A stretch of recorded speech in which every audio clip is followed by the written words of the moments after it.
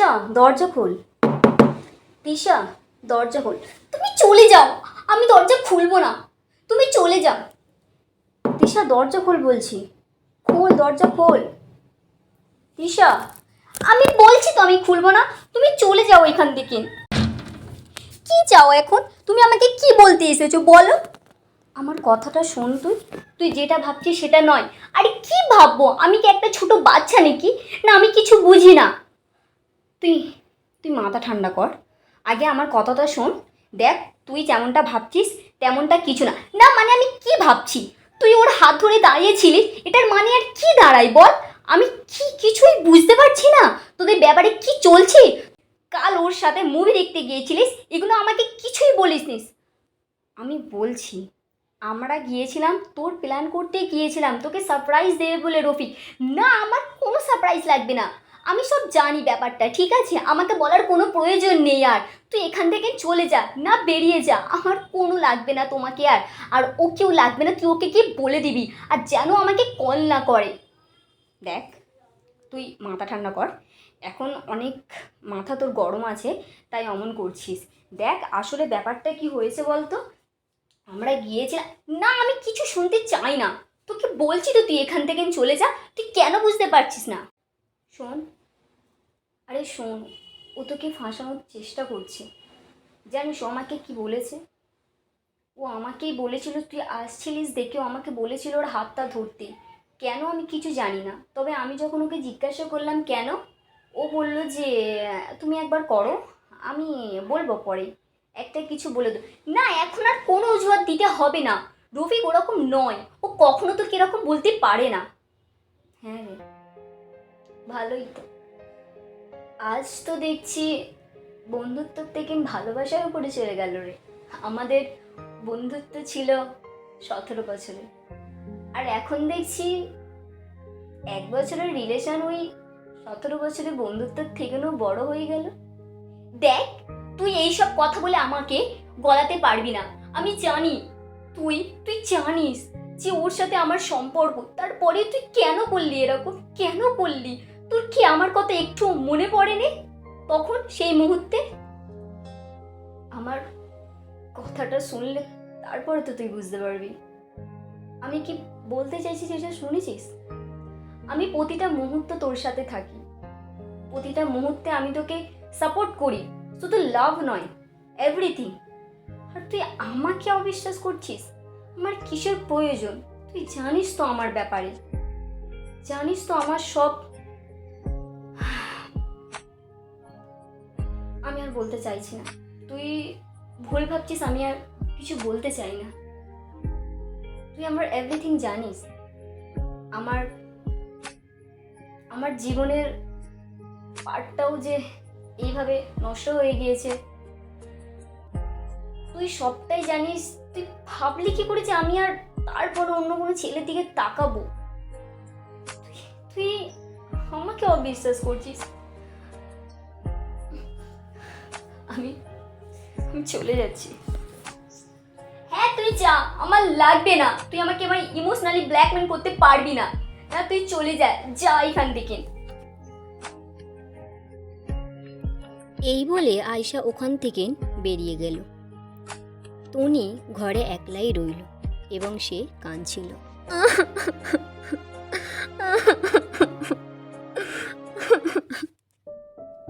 Tony আর আয়শা সেই ছোটবেলা থেকে তাদের বন্ধুত্ব, স্কুল থেকে শুরু করে কলেজের লাস্ট ইয়ার অবধি তাদের বন্ধুত্ব চলছে। দুজনেই পড়াশোনায় ভালো। আয়শা ল নিয়ে পড়াশোনা করছে আর টনি সায়েন্স বিভাগের কেমিস্ট্রি নিয়ে পড়াশোনা করছে। আয়শা তার থেকে 1 বছরের বড়। তাদের সম্পর্ক ঠিক চায়ের মতন, যেমন চায়ে চাপাতি না থাকলে চা বলা চলে না, ঠিক তেমনই আয়শার জীবনে টনি আর টনির জীবনে আয়শা না থাকলে তাদেরও জীবন চলে না। তাদের মধ্যে যে এই ভালোবাসা নিয়ে আজ এই সম্পর্কের এই পরিণতি হবে সেটা কল্পনায়ও ভাবা যায় না। সব সম্পর্কের শুরু থাকে এবং শেষও থাকে, তবে বন্ধুত্বরও কি শেষ থাকে?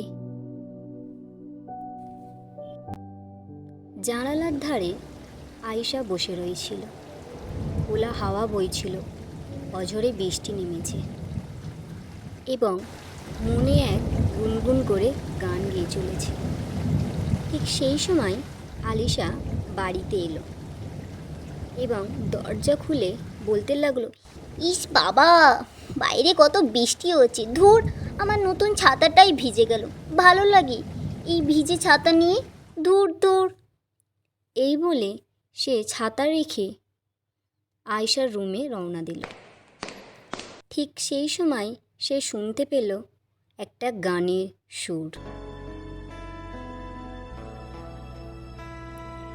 ফুলা জালালা দক্ষিণের পাড়ে থেকে যায় পর্দার আড়ালে। ঠিক সেই সময় হঠাৎ তার হাতে একটা বই ছিল, পড়ে যাওয়ার শব্দে আয়েশা গানটা থামিয়ে তার দিকে তাকালো। তার চোখে জল, সে তাড়াতাড়ি চোখটা মুছে নিল। রুমটা অন্ধকার ছিল, তাই চিনি দেখতেই পেল না যে আয়েশা চোখে জল ছলছল করছে। সে বলল তাকে, বাহ, তুমি তো গান বেশ ভালোই করো। এই বলে তার কাছে গিয়ে বসল। তখন সে দেখতে পেল তার চোখে জল। সে বলল, আচ্ছা তুমি কাঁদছো কেন? কিছু কি হয়েছে নাকি? তোমারও ছাতা ভিজে গিয়েছে নাকি? না তো, আমি কাঁদছি না। তাহলে তোমার গলাটা অমন কেন? না মানে, আচ্ছা তুই জলের বোতলটা দে তো একটু। আচ্ছা যাই হোক, আমি বলি আমি এখানে কেন এসেছি। শোনো না, আমি এই বইটা কাকুর কাছে, মানে আমাদের যে ওখানে রমা কাকুর দোকান আছে না, ওখানে দিতে যাব। এটা ওনার বই। আমি বইটা নিয়েছি, কিন্তু পাতাগুলো একদমই ভালো না, অনেকগুলো ছেঁড়া রয়েছে, তাই বইটা ফেরত দিয়ে আসবো। তুমি চলো না আমার সাথে, আমার একলা যেতে অনেক ভয় করছে, এখান থেকে অনেকটা যে দূর ওটা, তাই তুমি যাবে তো আমার সাথে আয়েশা দিদি? যেতাম, কিন্তু আজ আমার একটু শরীরটা ভালো নেই রে, আর যাব না। তুমি চলো না, বলো আমার সাথে, তুমি চলো না। আচ্ছা ঠিক আছে, আমি যাব, বৃষ্টিটা থেমে যাক, তারপর বেরোবো, কেমন? আচ্ছা। মন না ভালো থাকলে কিছুই ভালো লাগে না, যতই হিরে মুক্ত সোনা দানা তাকে দেয়া হোক না কেন। ঠিক আয়েশারও তেমনটাই মনে হচ্ছিল। তবুও সে তার কথা রাখার জন্যে তার সাথে যাবে বলে রাজি হয়ে গেল। কিছুক্ষণ পর বৃষ্টি থেমে গিয়েছে, তারা দুজন তাই বেরিয়ে পড়ল। বৃষ্টি থেমে গিয়ে রোদ ফুটে উঠেছে। যেতে যেতে এক জায়গায় জটলা দেখতে পেল, এক রিপোর্টার সাংবাদিক সবাইকে প্রশ্ন করছে, তাই রাস্তাটা জ্যাম হয়ে রয়েছে। আয়েশা সবাইকে এড়িয়ে যাবার চেষ্টা করছিল। ঠিক সেই মুহূর্তে এক সাংবাদিক তার সামনে মাইক এনে আটক করে বলে, আচ্ছা, এখন যে এই রিসেন্টলি করে হত্যা হচ্ছে, পুরুষ হত্যা, তাও পুরুষ সমাজ এখন ভয়ে আছে, তারা মহিলাদের বিশ্বাস করতে চায় না। তো আপনি এই বিষয়ে কি বলতে চান? ওরা বলতে চাইছে যে সব মহিলাই সমান হয়। আপনার কি মতামত? প্রথমত আমি কারো পক্ষ নিয়ে বলবো না, যেটা সত্য সেটা সত্য। হ্যাঁ, এটা ঠিক, তারা ভুল করেছে, তাদের শাস্তি পাওয়া হোক, এটাই আমার আবেদন। এবং আর একটা কথা, আজ কিছু কেস রিসেন্টলি চোখে পড়েছে বলে আপনারা প্রশ্ন তুলেছেন, আর আমাদের সাথে যে যুগ যুগ ধরে এটা চলে আসছে, আপনি যদি সার্ভে করেন তাহলে জানতে পারবেন দিনে 24 থেকে 30,000 মহিলা মৃত্যু হচ্ছে, এবং তার মৃত্যু হচ্ছে স্বামী নয় বয়ফ্রেন্ড এর হাতে। আর না হয় রেপ কেসটা তো বাদই দিলাম, তাহলে আমাদের মনে কি ভয় নেই? আমরা কি তাহলে পুরুষদের বিশ্বাস করি না? আজও আমরা পুরুষদের বিশ্বাস করি, এবং আজও আমাদের এটা বিশ্বাস যে সব পুরুষ সমান হয় না, ঠিক তেমনই সব মহিলাও সমান হয় না। তবে হ্যাঁ, আমি এটা বলতে চাইব, নিজের সেফটি নিজেকেই করতে হবে, কারোর উপর ডিপেন্ড করলে চলবে না। ধন্যবাদ। এই বলে সেখান থেকে আয়শা চলে গেল। সবাই আয়শার কথাগুলো মন দিয়ে শুনল। তাদের মধ্যে একজন শুধু যে আয়শার কথাগুলোই শুনছিল তাই নয়, কিন্তু তাকেও ভালো করে শুনছিল এবং দেখছিল। তার কথাগুলো শুনে সে অনেক মুগ্ধ হয়ে গেল এবং তার ঠোঁটের কোণে একটা মিষ্টি হাসির খেলা দিল। আয়শা চলে যেতেই সেও সেখান থেকে বেরিয়ে পড়ল, বলা চলে আয়শার পিছন পিছন। বই জমা দিয়ে এসে তারা বাড়ি ফিরল। অন্যদিকে তনির ফোনে রফিক বারবার কল করে যাচ্ছিল। এমনিতে 2 দিন পার হয়ে গিয়েছে। 2-1বার আয়শা কল করেছিল তনিকে, কিন্তু তনি কোনো কল রিসিভ করেনি। তাই সে তনিদের বাড়িতে গিয়েছে ওর সাথে দেখা করার জন্য। দরজা খুলল তনির মা। আচ্ছা আন্টি, তনি কোথায়? ওকে কল করছিলাম, ও আমার কল রিসিভ করেনি। ও কোথায়? বাড়িতে নেই। ও আচ্ছা, কোথায় গিয়েছে ও? কার সাথে গিয়েছে? ও একলাই গিয়েছে। হাতে একটা ব্যাগ ছিল। কখন আসবে কিছু বলেছে? বলেছিল বিকেলে ফিরে আসবে। কেন, কিছু হয়েছে? না, তেমন কিছু হয়নি আমার সাথে ওর। আচ্ছা আমি জানাচ্ছি তাহলে, কেমন? আমি যাই আন্টি। এই বলে আয়শা ওখান থেকে বেরিয়ে পড়ল। রফিক এমনিতে ভালো ছেলে, সে জানে আয়শা কেমন মেয়ে। সেই ব্যাপারটা সবই আয়শা রফিককে বলেছিল। তাই আয়শা জানে তার মানে তনি রফিকের সাথে দেখা করতে গিয়েছে। তাদেরকে আয়শা দেখতে পেল তারা মিউজিয়াম পার্কে একটা গাছের নিচে দুজনে দাঁড়িয়ে কথা বলছে। সেখানে আয়শা গেল।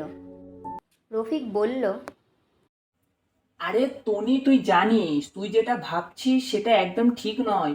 তুই তো আমার থেকে ভালো আয়শাকে চিনিস। তুই ভাবলি কি করে ও তোর সাথে এমন করতে পারে? তোর মনে হয় এটা? হ্যাঁ, এখন তো তুই ওরই সাইড নিবি তাই না? সেই দিন তো ওর সাথে গিয়ে মুভি দেখে এসেছিস, হাত ধরেছিলিস। হ্যাঁ, আমি তো এখন সব ভুল, আমি তো সব ভুল ভাবছি, তোরা তো কিছুই করিসনিস তাই না? আরে আমি ওর হাতটা ধরেছিলাম যাতে তুই জেলাস ফিল করিস। তুই রেগে গেলে আমার তো ভালো লাগে তোকে, তাই তো আমি এমনটা করেছিলাম। তুই যে এত রেগে যাবি, এত উল্টোপাল্টা ভেবে নিবি, আমি এটা ভাবিনি। আমি সত্যি বলছি তোকে। না থাক, তোকে আর সত্যি বলতে হবে না আমাকে, ঠিক আছে? সবটা বোঝা যাচ্ছে কেন তুই ধরতে চেয়েছিলিস। এখন তো যাই হোক একটা বলে দিবি। বিশ্বাস কর, আমি শুধু তোকেই ভালোবাসি। আমার চোখে তুই সুন্দর, তুই পরিদি, আর কেউ না। তোর জায়গায় কেউ নিতে পারবে না। থাক থাক, অনেক হয়েছে, আর নাটক করতে হবে না তোকে। আরে আমার কথাটা শোন একবার। না, আমি কোনো কথা শুনবো না, তুই এখান থেকে চলে যাই এই মুহূর্তে, আর আমার সাথে কোনো যোগাযোগ করবি নি, ঠিক আছে? আমি এটা বলে দিলাম, আমি আর নেক্সট টাইমে তোকে আর বলবো না এই কোনো কিছু। টনি, অমন করছিস কেন আমার সাথে? শোন আমার কথাটা। না, আমি কোনো কথা শুনবো না, আর তুই যদি বেশি বাড়াবাড়ি করিস আমি তোকে ব্লক করে দেবো, আমি বলে দিচ্ছি, ঠিক আছে? তুই বলতে পারলি আমাকে এমন?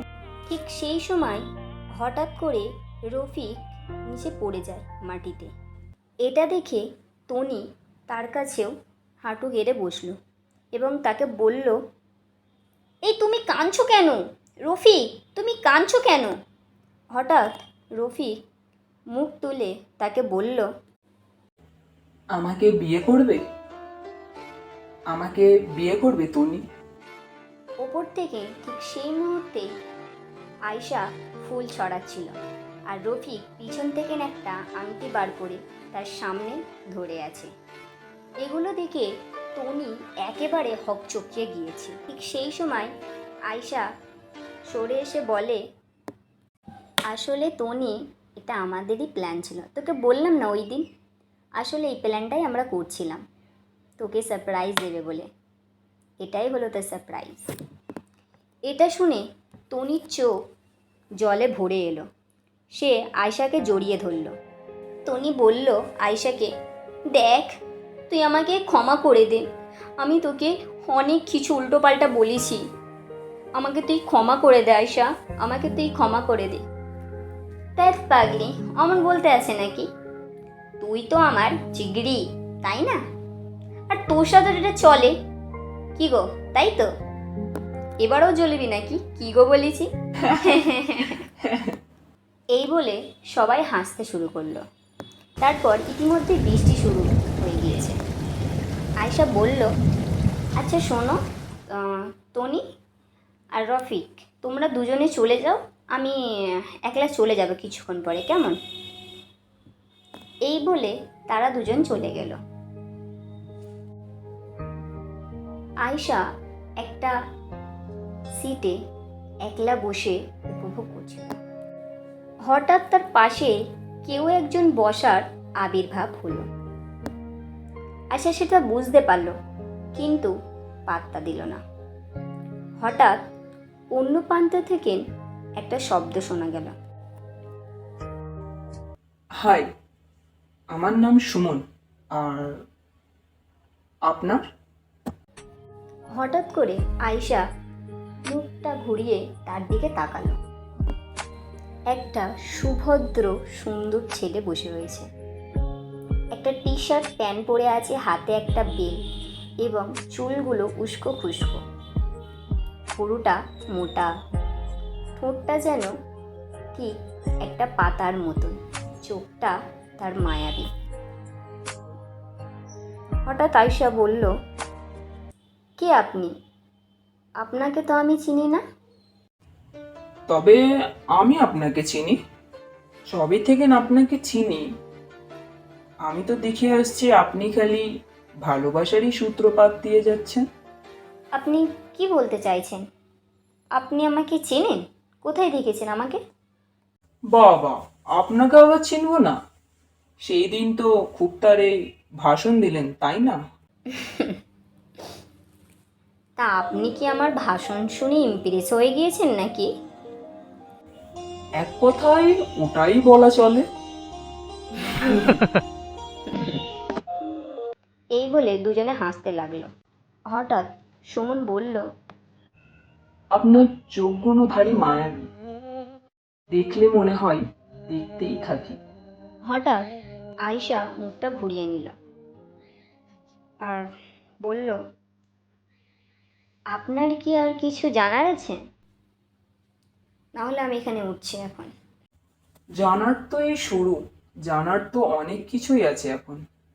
আসলে আপনাকে দেখে প্রথমবারই আমার নাম আয়শা। আমার মনে হলো এই মুহূর্তে এই কথাটা বলা খুব প্রয়োজন। না হয় আপনি